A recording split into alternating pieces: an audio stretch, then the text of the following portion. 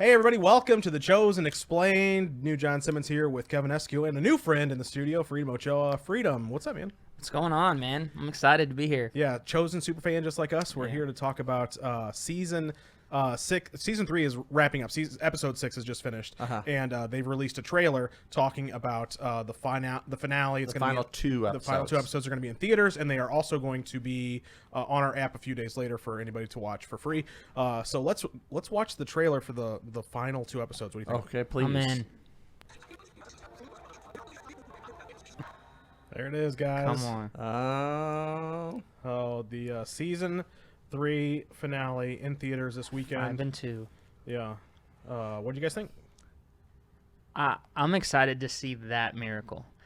The 5 loaves and... Yeah, the 5 loaves and 2 fish. I know that Dallas mentioned how much of an impact, know, even that story in the Bible just had an impact on the chosen period.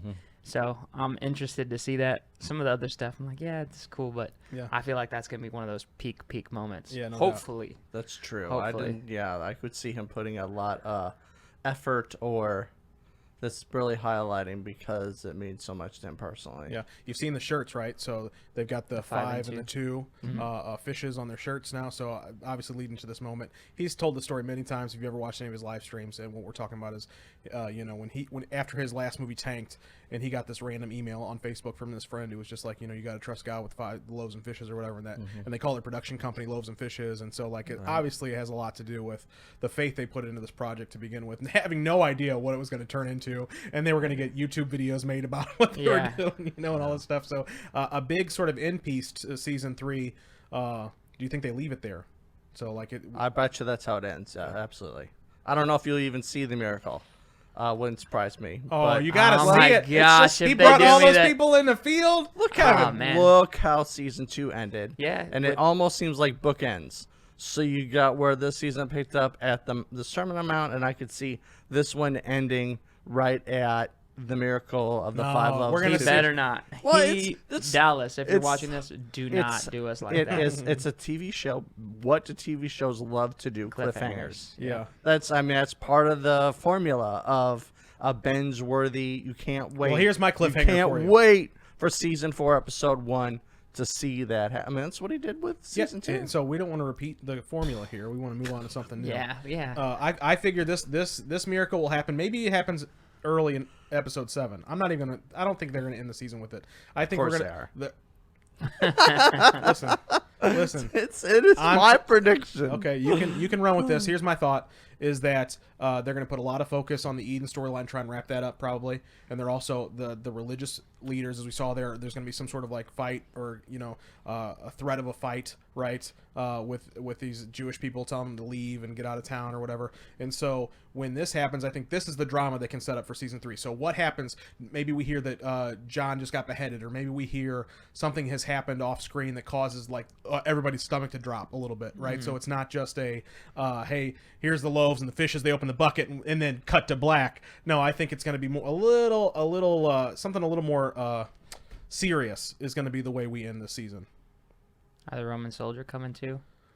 Coming to Christ? Yeah, we'll start. Because he's been watching. He's been watching a lot of stuff and seeing stuff. My only worry is that, like Kevin said, if that happens, I felt like the Sermon on the Mount, it happened too fast. I felt like that could have been just so much longer. So I'm really hoping that I hope that they don't do that, so that we can really see that miracle, because that's going to be such a hype moment. But like you mentioned, dude, since it's so pivotal as far as the Chosen series, I don't think he's going to end on that. I think it's going to be really a big hype moment. But right, cool. Any takeaways that you saw here? Anything interesting that popped out to you in terms of something you? Yeah, I think that the most tear-jerking, most powerful, heart-grabbing is going to be Eden and Peter's story. Just hearing in my heart, it just broke. And when just hearing Eden's dialogue about, she's seen all these miracles and God blessing all these people, but what about her? She lost her baby. She is heartbroken. She's not seeing these blessings or miracles from God. That it seems like as if she's been forgotten. And so I think that is Similar to Little James earlier in the season. Yes, very similar, and just exactly like but where he was kind of Jesus asked him, "Do you think I can do it?" Or like he was afraid to ask. Yeah.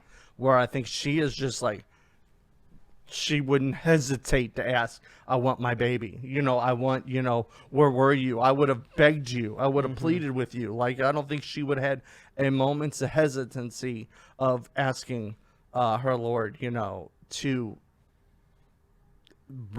heal her or fix this, Or save. fix this. How could you let this happen? And so I think that it's going to hit on a lot of notes that people can identify with. Being a Christian is hard, and it's tell people all the time, look, it's the greatest thing, but it's the hardest thing you'll ever do. And there are times where you're reading what's in the Word, and then you're seeing what's happening in your natural life, and sometimes they don't match up, and you've got questions and tears and crocodile tears, and we know you're just launching a ministry or stepping out in faith. So I think it's going to be interesting how they flesh that out. Peter's comments where I think you picked the wrong guy. Yeah, that I think that part is like that connected with me a little bit because from the beginning of my walk, and just having so many things happen in the beginning of my walk, me laying hands on people and seeing people recover, and then like as later on, it was like this was gonna be part of my life, and then stuff's not happening. I'm like, man, maybe I made a mistake, and I'm like, maybe it's wrong, like maybe I'm not, it's just like a check moment, and like I felt that one, man. I felt that for sure. You said that you thought many people would be able to relate to what Eden's going through. I said that. He said that. Yeah. I know, but Simon. You said that earlier tonight, and so I was just trying to get back to your thoughts about that. Oh yeah, I mean the Eden moment. I mean, there's many women that have faced that and dealt with that. This was like kind of an interesting thing, like how Dallas added this in because nowhere do I see that in the Bible. So it's I feel like that these are moments of like hope and faith for people. So I'm interested to see like how that ties into the whole story. Yeah. But yeah, I believe that that's going to be a powerful moment too. I liked her portrayal of what's going on. It's very serious for her. I don't know if I love how they're doing the Peter side of it. He's sort of just oblivious to things and like not picking up the cues on his wife, but they write it to where like he's paying it. He knows that something's wrong. He's going to the Roman soldier. He sort of shares it, but like I sort of felt like it dropped when the big reveal happens when she tells him what's going on. And that was in this. Yeah, in episode 6. Yeah. And I know we're talking about moving forward, right? So it's like, but his reaction to that, I don't think was a realistic reaction, to like getting news like that. Well, and they start fighting about it. I don't know. Like I felt like in Peter's situation, he might have been more a little empathetic and things like that. And so it's curious to me, like, how will Peter's heart turn in this, either towards Eden or towards Jesus in the 2 episodes ahead? Is he mad at God? Is he frustrated? Does he want to walk away? How are they going to sort of portray that, his side of it? Because I don't think they've done a real good job with his part of this yet. So you can see the tension that Eden has and what Eden would have done. I didn't feel the same thing from Peter, like, let's go get Jesus right now. We need to go talk to him. I can't believe my wife had a miscarriage. You know what I'm saying? Like, I've got the direct answer a couple of houses over. I need to go get, like, so it's sort of, I would have thought something more like that would have been if Jesus was literally next door. We're going. Let's get your bag. Well, that was one of the big things though. Eden said, "Don't blame Jesus." Yeah, don't blame Jesus. Don't blame him, but go talk to him. Yeah. I mean, let's. Valid point. I don't have Get to blame some him. answers. Yeah. So I know a lot of people have enjoyed the Eden storyline. I don't know if we needed it. There's a lot going on in this season. Oh, I think we're gonna need it. I think you're gonna see the reason and when they flesh this out. Just wrap this up at the end of and I think I would imagine that's one thing they're not going to leave hanging. I would imagine that they are going to resolve the question on Eden and Peter's heart as to just like the little James conversation. I think this one will be probably even far more real, close to home, and that's what makes the series so great, is that these are raw, like real life, and it doesn't, people can identify with Eden's going through, or maybe how Eden's feeling, even if you're a male and never lost a child, you still there are things that, maybe you've lost a loved one or a sudden death or a loss of a job or a divorce. something that just rocked your world and just changed everything, and you never saw coming. This blind side that you thought for sure God wouldn't let happen, and the unthinkable just happened, whatever that might be for that particular person.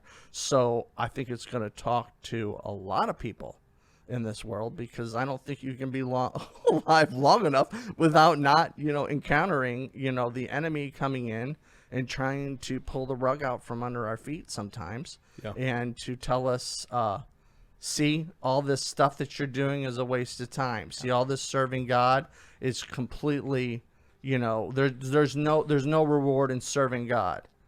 In fact, that's what part of, Micah 3, talks about, the scoffers and mockers that, that say that they accuse God of sinning by saying that, there's no reward in serving the Lord. But anyway, that's, the enemy tries to come in and do that. So I'm excited about that. I think it's going to be waterworks. I think it's going to be hard to watch sometimes. I've been crying like crazy at these last episodes, by the way. Yeah. They've gotten me every time. Last couple episodes, I'm like, I ain't even mean to be trying to do this right now. I got stuff to do. Tear ducts are empty. But I think also that something I noticed, I noticed they're like making the building up Mary too, as just this person that they console. What's the one lady? Tamar. Tamar, yeah. Like she had that moment there, and she's having this moment here, and I think it's just kind of setting more up of the type of character role she is, as far as one of the followers. So I'm interested to see that. Yeah, that aspect. Let's take a poll of the room. Before the whole series is over, does Eden have a baby? No. No baby, no baby so, for Eden. Oh yeah. Yes from Kevin. I would think so. Before this end of this series. No, the whole series, all 7 seasons. All of it. At some point, does Eden have a baby? No matter when it happens. If not that, I think that they would, like they did the flash forward where they were all giving their account to in 30 years John. we see little Peters running around. Yeah, a little flash forward.